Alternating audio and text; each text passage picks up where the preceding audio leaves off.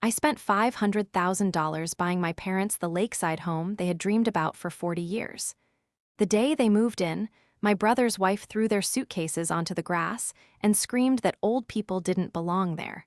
She had no idea whose name was on the deed. Before we get back to today's story, I have some exciting news to share. We have officially launched a brand new channel called Tales Beneath Skin. Over there, we are dedicating our platform to bringing you the juiciest, most jaw-dropping Reddit drama stories on the internet. We're diving deep into wild family feuds, shocking relationship betrayals, and epic tales of petty revenge. But we don't just leave you hanging with a cliffhanger. We track down every single update, plot twist, and final resolution so you get the complete, satisfying story from start to finish. Grab your popcorn, because we are serving all the tea with full context, community reactions, and top-tier narration that brings the chaos to life. Make sure to subscribe to Tales Beneath Skin right now so you don't miss out. You'll find the link in the video description, the pinned comment, and the collaboration tag. Thank you for your continued support as we grow this community. Now, back to the story. The lake was exactly the color my father had always described it. He used to talk about that color the way other men talked about cars or ball games, a soft, pewter blue in the early morning, going to silver where the sun touched it, then deepening to something almost green near the reeds at the far shore. For 40 years I had heard him describe a lake he could not afford to live beside, and now, as I came around the last bend of the gravel road with the windows down, there it was. Real, wide and calm and waiting.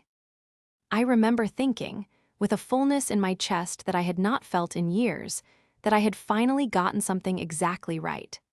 I had driven 6 hours to be there for their first full day in the house. I'd taken 3 days off work, which for someone in my position is not a small thing. When you manage logistics and contracts for a shipping company, the paperwork does not pause politely while you go visit your parents. But I had cleared my schedule, packed a bag, and left before dawn, because I wanted to see their faces in the morning light, in their kitchen, in their home. The home I bought them. The one I had quietly saved toward for the better part of 2 decades. The driveway was longer than I remembered from the closing walkthrough, lined with birch trees that my mother had already, I was sure, started naming.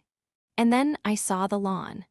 At first my mind refused to assemble what my eyes were giving it. There were suitcases on the grass. 2 of them, the old hardshell ones my parents had owned since before I could drive, and a soft canvas duffel, and a cardboard box that had split at one corner so that a sweater spilled out of it onto the wet morning grass like something wounded. Then I saw her. Tasha was standing in the open front doorway of my parents' house, with another bag in her hands. She wore a cream-colored cardigan I didn't recognize and an expression I recognized immediately because I had seen flickers of it across a dozen holiday dinners, always smoothed away before anyone else could catch it. She swung the bag back and let it fly. It landed near the box. A shoe rolled free.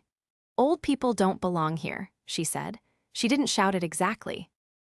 She announced it the way you'd announce that the trash needed taking out.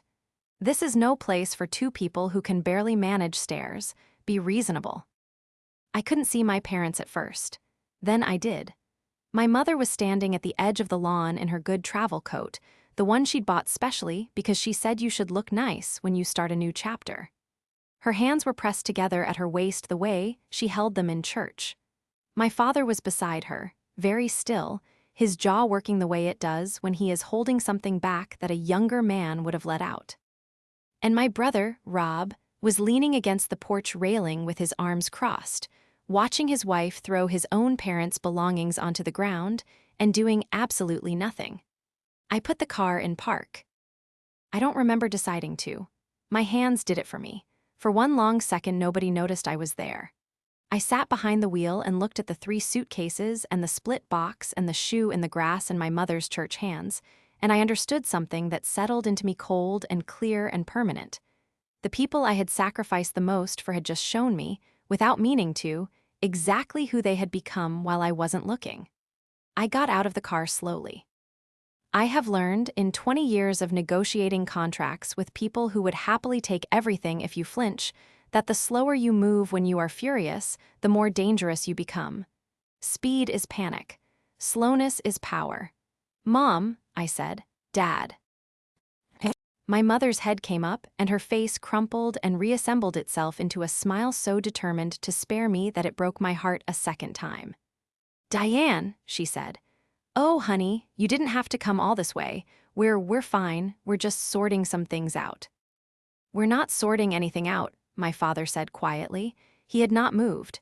Tasha turned.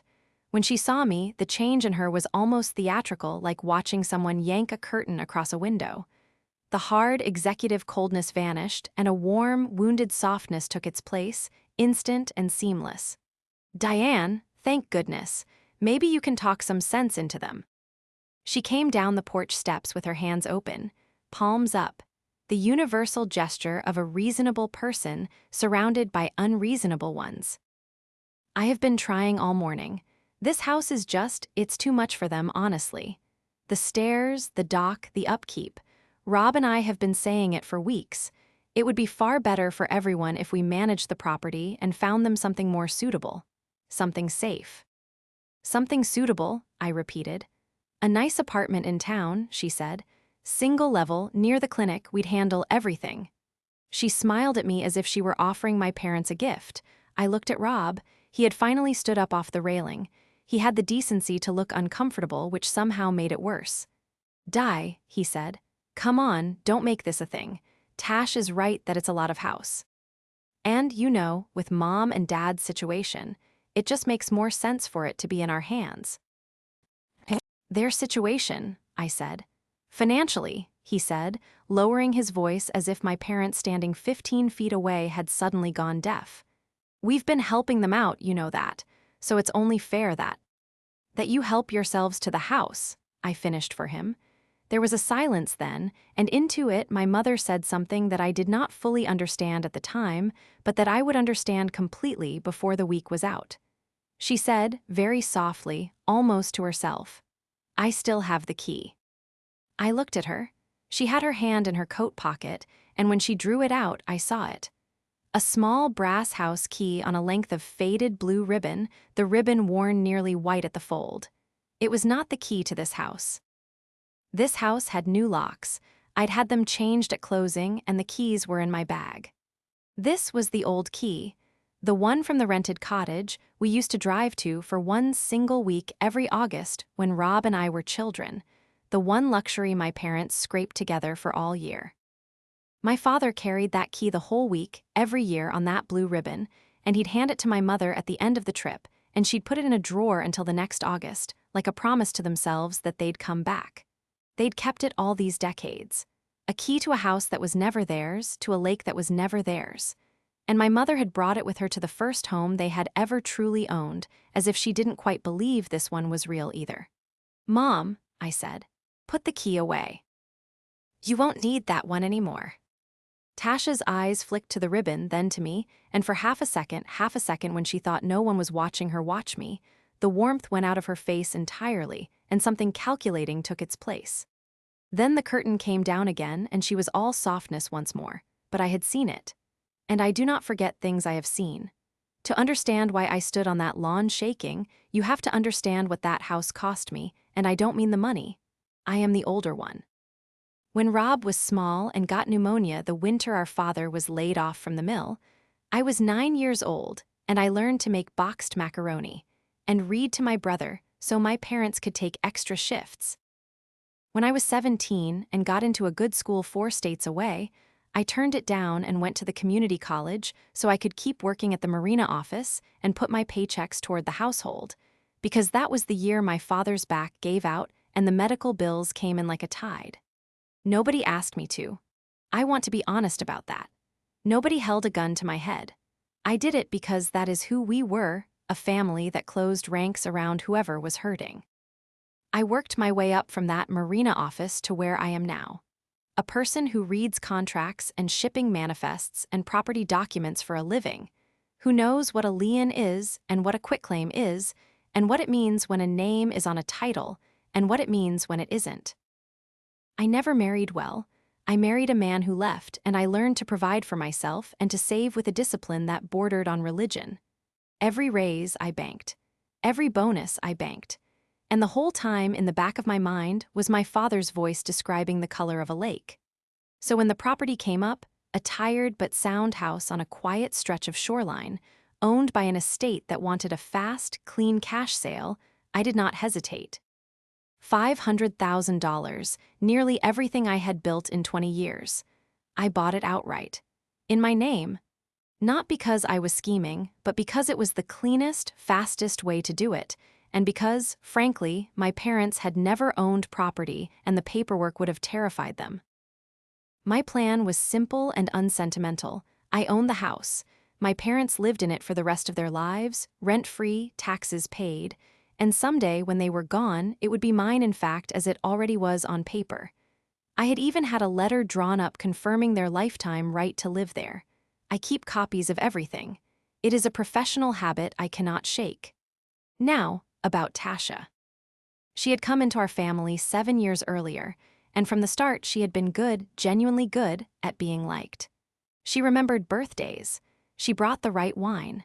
She laughed at my father's same 3 jokes as if she'd never heard them. For a long time, I thought she was a blessing for Rob, who had always drifted, who needed someone with a spine to organize his life. But spines can be used to lean on or to push with.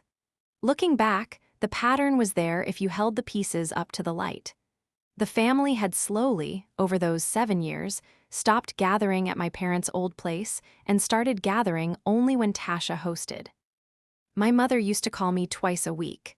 Somewhere along the line, the calls thinned to a Sunday check-in, and twice I'd called on a Tuesday only to be told, brightly, by Tasha, that they're resting, I'll have them ring you back. And the call back never came. And then there was the money. Over the last 2 years, there had been a steady, low murmur of financial requests. A roof repair Rob and Tasha said they'd advanced for my parents, a car they'd helped with, small sums and large ones, each one framed as a kindness, each one quietly establishing the idea that my parents were a burden being carried and that the carriers had earned a say.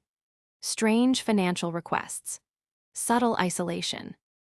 And hostility, that flash of cold I'd caught on the lawn, that only ever showed when she thought no one was looking.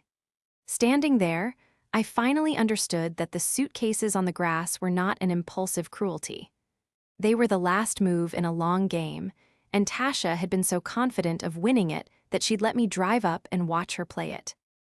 She just hadn't bothered to find out whose name was on the deed. I did not say the obvious thing. Every nerve in my body wanted to walk up that lawn and announce, in front of everyone, that the house was mine, that the deed had my name and only my name on it, that Tasha could pack her own cream-colored cardigan and leave. It would have felt wonderful for about 4 seconds. And then it would have been a fight, a screaming, door-slamming, everybody cries fight, and my parents, who were already standing on the lawn like 2 people waiting for a bus that wasn't coming, would have been caught in the middle of it. Worse, it would have warned Tasha. And I had just seen enough to know that warning her would be a mistake. So instead I did the slow thing. "Let's get everyone inside and have some coffee," I said, in the calm, flat voice I use when a freight contract is going sideways and 40 people are watching me to see if I'll panic. "Mom, Dad, come in and sit down. Rob, help me bring these bags back in. Tasha," I turned to her with a smile I built carefully, brick by brick. "You've clearly been under a lot of stress trying to do right by everyone. Let me take it from here." It worked the way I knew it would. People who are manipulating you cannot resist being told they're appreciated. It confirms their own story about themselves. Tasha's shoulders came down an inch. "Thank you," she said warmly. "Honestly, Diane, I'm so relieved someone reasonable is here." Rob carried the suitcases back in, without meeting my eyes. My father carried the split box himself, refusing my help, and I let him, because a man needs to carry something on a morning like that. I stayed 2 days. I made coffee and I made dinner and I laughed at the right moments, and the whole time I watched and I listened, and I did the thing I am actually very, very good at. I read the documents. Because here is what Tasha did not understand about me. She thought I was the soft one, the older sister, the one who sent money and didn't make trouble. She did not understand that I spend my days with people who try to slip clauses past me, and that I have a professional's nose for the gap between what someone says and what the paper says. On the second night, after my parents went to bed, I sat at the kitchen table with my mother's shoebox of papers. She has always kept everything in shoeboxes and a cup of tea, and I went through it the way I'd go through a disputed shipment. And it was all there if you knew how to read it. The roof repair Tasha and Rob had advanced. There was a contractor's invoice, paid, and it was for $1,100. But there was also a note, in Tasha's tidy handwriting, in the household ledger she'd apparently started keeping for my parents, roof repair, $4,000, repayment plan. The car, a used sedan, a perfectly ordinary used sedan that my parents had paid for, I could see from the bank records in full from their own savings, but which was registered, I would later confirm, in Rob and Tasha's name. There was a power of attorney document, half completed, never signed, sitting in the box like a snake that hadn't struck yet. And there were 3 letters from Tasha to my parents, gentle and loving in tone, each one circling the same idea. That the lake house was simply too much, that it would be such a weight off everyone's shoulders if they'd let Rob and Tasha take it into the family's hands. That they should think about protecting the asset for the grandchildren who, I will note, did not exist. She had been working on them for weeks. She had nearly had them, and the only thing standing between Tasha and that house was a single fact she had never thought to check. She could not take it into the family's hands, because it was already in mine. I have a hidden ally, by the way, I should mention her. Her name is Priya, and she's a real estate attorney I'd used for the closing, sharp as a tack and allergic to nonsense. I texted her that night, need to talk through a family situation involving the property. Confidential. Tomorrow. And she wrote back in 90 seconds, call me at 8. I did, I told her everything. And when I finished, there was a pause, and then Priya said the words that turned the whole thing from a wound into a plan. Diane, she said, you own that house free and clear. Nobody can be in it without your permission, which means your sister-in-law isn't a family member with an opinion. Legally, the second you withdraw consent, she's a trespasser. Let's do this properly, on paper, with the right people present. Don't ambush her. Build the file, then close the door. Build the file, then close the door. I wrote it on the back of my hand. I went home to my own apartment, 6 hours away, and for 3 weeks I let Tasha believe she'd won.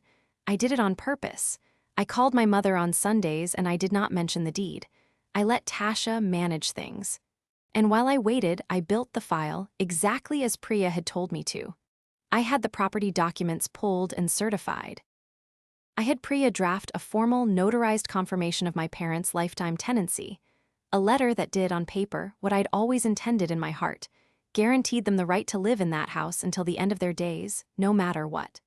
I quietly obtained the car's registration records, and I asked my mother, gently, in a phone call, to mail me copies of those papers Tasha's been keeping, just so I can help sort out the money side. You shouldn't have to worry about it. She mailed them. Tasha, I'm sure, thought I was finally being useful. Then I drove back up to the lake.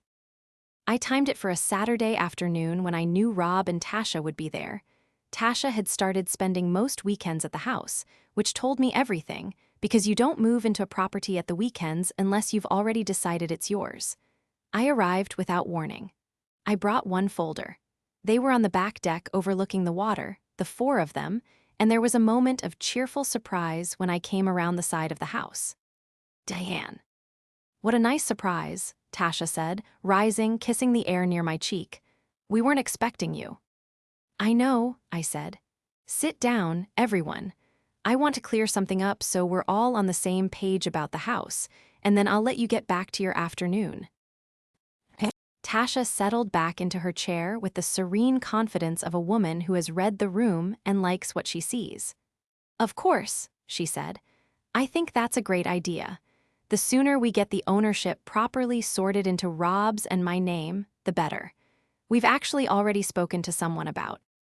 There's nothing to sort into anyone's name, I said. I opened the folder and laid one document on the patio table, turned so they could read it. This is the deed. You'll see there's only one name on it. Mine. The silence that followed had a texture to it. I could hear the lake. Rob picked it up first. He read it twice.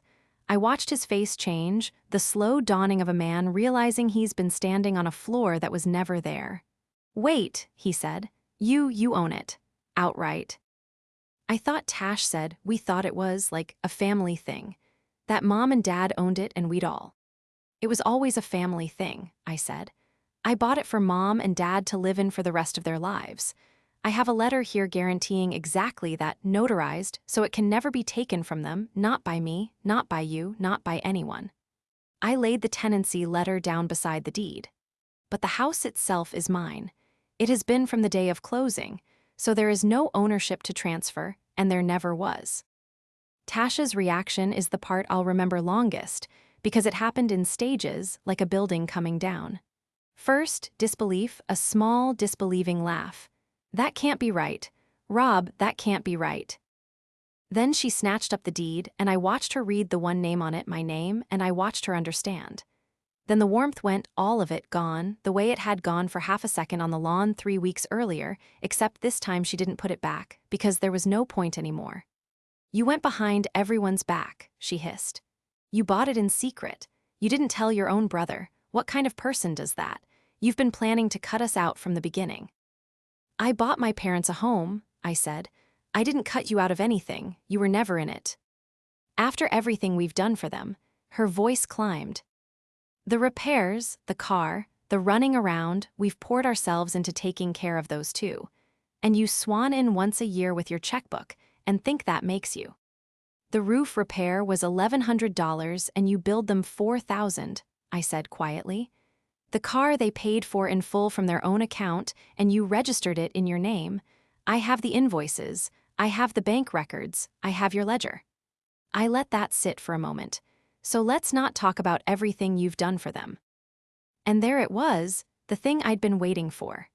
Tasha looked at my parents, at Rob, at me, calculating who in that circle still believed her story.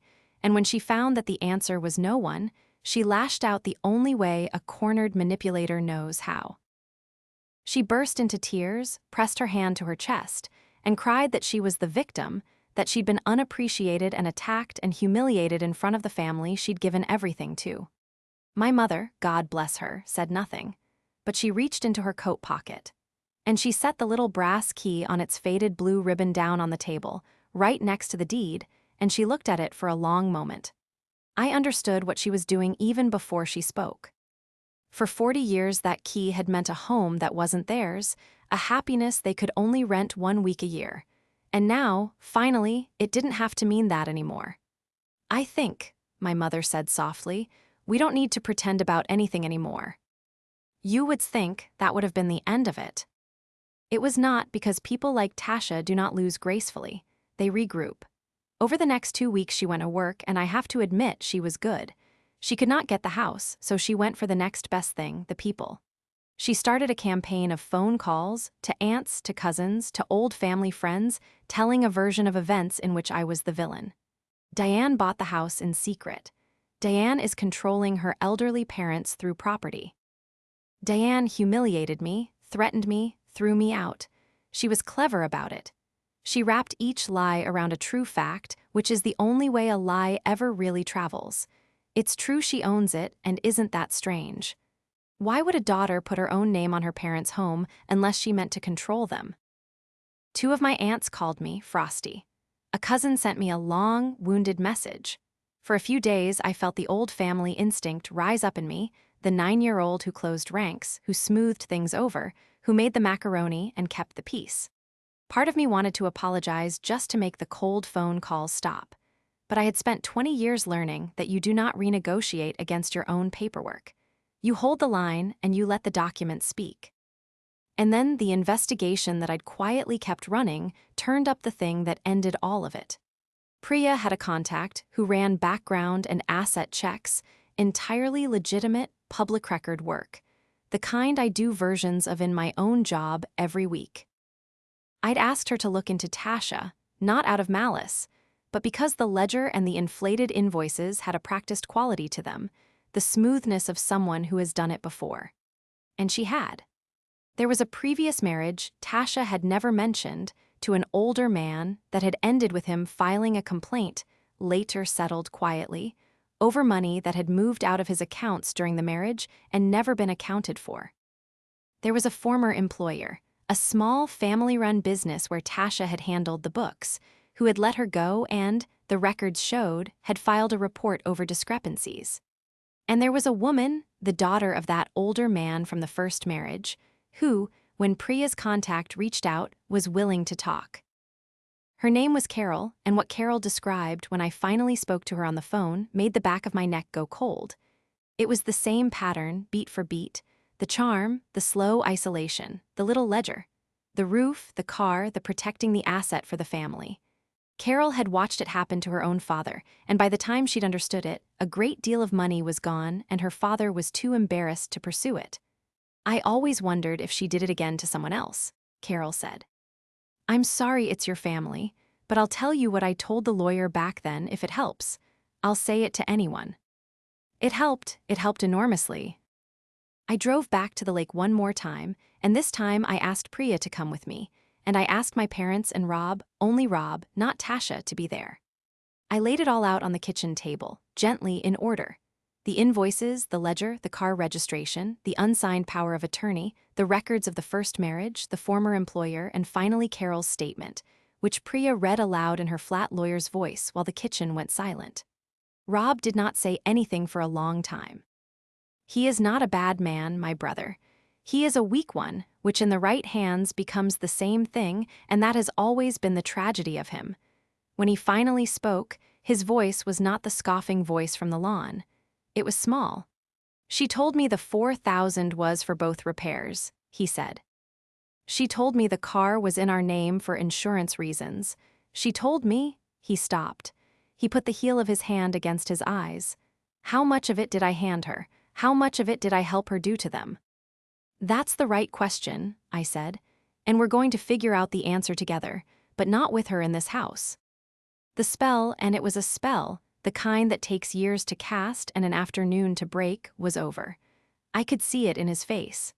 The only thing left was to close the door. We did it on a Sunday morning at the house because the house was the whole point and I wanted it settled where it had started. I want to be clear about the tone of that morning because it was not what you might expect. There was no shouting. I had imagined, in the worst of my anger, some grand scene where I exposed her in front of a crowd and watched her crumble. But by the time it actually arrived, I didn't want a crowd, and I didn't want crumbling. I wanted my parents to be able to drink their coffee on their own deck for the rest of their lives without a knot in their stomachs. That was all. Vindication, I had learned, is quieter than revenge, and it lasts longer. Priya was there. 2 officers were there as well, not because I expected violence, but because Priya had advised it, and because the law was very specific about how a person is lawfully removed from a property they have no right to occupy. Build the file, she'd said weeks ago. Then close the door. The file was built. It was Sunday. We were closing the door. Tasha arrived at 11, expecting, I think, another family meeting she could perform her way through. She came up the steps in another cardigan, a smile already arranged, and then she saw the officers standing easily by the deck rail, and she saw Priya with her folder, and she saw Rob standing beside me instead of behind her, and the smile died on her face by degrees. "What is this?" she said. It wasn't really a question. "This is the part where it ends," I said. I didn't raise my voice. I had practiced not raising my voice. "Tasha, this is my house. I'm withdrawing any permission you ever had to be in it. You're being asked to leave, and these officers are here to make sure that request is respected." "You can't," she started. "I can," I said. "That's rather the entire point.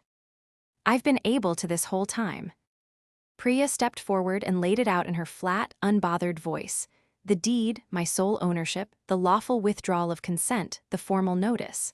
And then, because Tasha opened her mouth to launch into the victim routine one last time, I did the only theatrical thing I allowed myself that morning.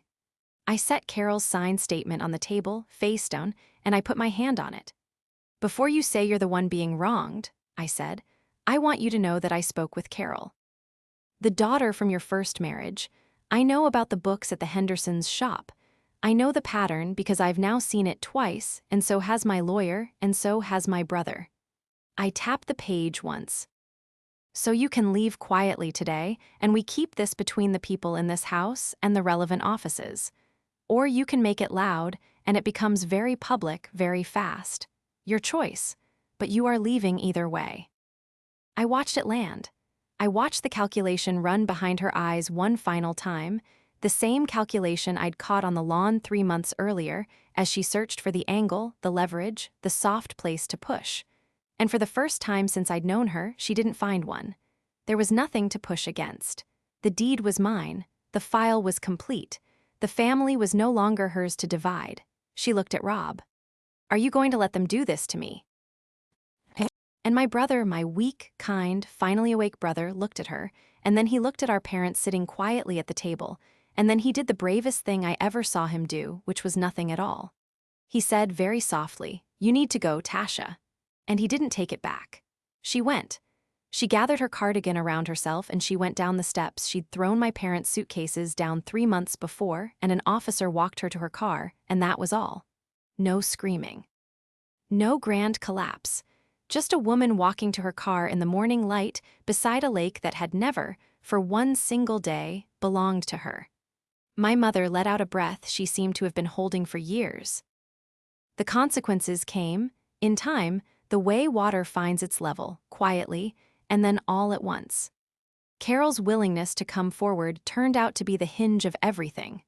With her statement, and the records from the Henderson shop, and the documented pattern of what Tasha had done to my parents, Priya was able to refer the financial matters to the proper authorities.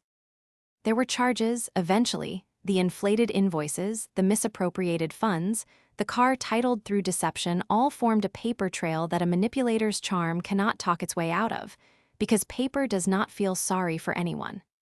The civil side moved too. Restitution to my parents, every dollar of it accounted for, recovered slowly but recovered. It was not dramatic. It was forms and dates and dollar amounts, which is exactly how I prefer my justice, boring, documented, and permanent. The social reckoning followed on its own, without my lifting a finger. The same aunts who had called me Frosty called back, ashamed, once the facts circulated, because facts circulate too in the end. Tasha's careful network of charm and selective truth came apart, because it had only ever been held together by the absence of the whole story, and now the whole story was out. She left the area within the year. I don't know where she went, and I find I don't need to. Rob is a longer story and a gentler one. He could not undo what he'd helped her do, and for a while the guilt of it nearly flattened him. He offered, more than once, to pay back his share of what had been taken from our parents, and he meant it, and he has been doing exactly that, a little at a time, which matters more to me than the money ever did. We are not what we were as children. There's a carefulness between us now, a knowledge of how far a person can be led. But there is also this. The last time I drove up to the lake, he was on the dock with our father, fixing a board that had gone soft, the two of them not talking much, just working, and my father handed him the screws one at a time, and that was its own kind of forgiveness. The slow kind. The kind that holds. As for my parents, they are still there. They will be there for the rest of their lives. The notarized letter saw to that, the way my own intentions always had, only now in ink. My father has named most of the birch trees. My mother has a garden that is getting out of hand in the best way. The last thing I'll tell you is about the key. The little brass key on the faded blue ribbon, the one to the cottage we could only ever rent 1 week a year, the one my mother carried into this house because some part of her couldn't believe a home could really be theirs.